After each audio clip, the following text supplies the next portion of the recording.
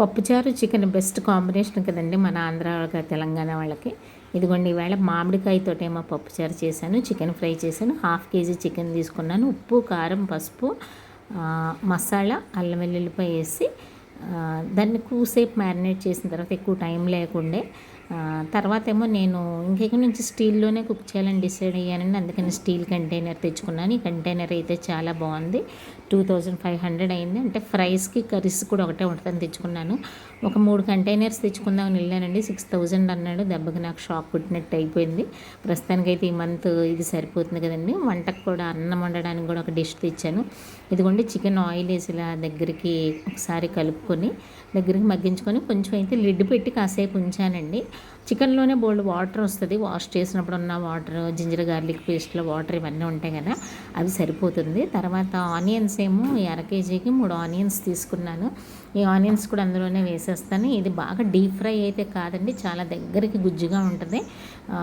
Chicken ఎప్పుడు broiler ఎప్పుడు చప్పచప్పగా ఉంటుందండి. ఒకవైపు ఏమో మామిడికాయ పులిహోరకి కొంచెం మామిడికాయతో పప్పుచారుకి కొంచెం ఆయిల్ వేసి తర్వాత ఏమో ఉల్లిపాయలు, టొమాటో, ములక్కాడలు వేసి మగ్గిన తర్వాత దాన్ని అక్కడ ఆ పని జరుగుతుందండి. ఇందులోనేమో ఈ చికెన్ దగ్గర పడిన తర్వాత పచ్చిమిరపకాయలు, కరివేపాకు వేసి దీన్ని దగ్గరికి ఇలా మగ్గించానండి.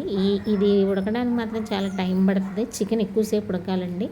చూడండి అలా దగ్గర పడుతూ ఉంది. పక్కనేమో మామిడికాయలు కూడా వేసి కొంచెం ఉప్పు, కారం, పసుపు కూడా వేసి మళ్ళీ మూత పెట్టి సాంబారు అలా దగ్గరికి చేశాను. పప్పు కూడా విడిగా ఉడికించేసి ఒకసారి బాగా స్మాష్ చేసి పెట్టాను. ఇంకా చికెన్ దగ్గర పడిపోయింది. ఎందుకంటే కొంచెం కొత్తిమీర, కరివేపాకు వేస్తున్నాను. మరిగించిన పప్పుచారు కొంచెం మెదిపేసి అందులో వాటర్ కలిపేసి పోసేసాను.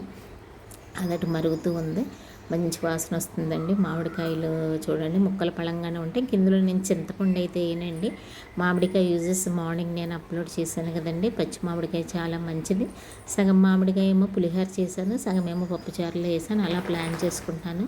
చికెన్ అయితే దగ్గర పడిందండి. కొత్తిమీర వేసి కొంచెం మ్యారినేట్ చేశాను. సాధారణంగా నేను చికెన్ ఫ్రైలో కొత్తిమీర వేయను, కానీ పప్పుచారులో వేసింది కొంచెం మిగిలితే అది కూడా ఇందులో వేసాను. Marley don't BARC like that. ఇదిగోండి చికెన్ చూడండి దగ్గరికి వచ్చి ఎంత బాగుందో. అంటే ఇది రైస్లో కలుపుకోవడానికి బాగుంటుంది, పప్పుచారులో నంచుకోవడానికి కూడా బాగుంటుంది. లాస్ట్లో బాగా మరిగిన తర్వాత పప్పుచారులో కూడా కొత్తిమీర వేసి తాలింపు వేసానండి. వంట బాగుందా? లైక్ చేయండి, షేర్ చేయండి, బెల్ ఐకాన్ ప్రెస్ చేయండి.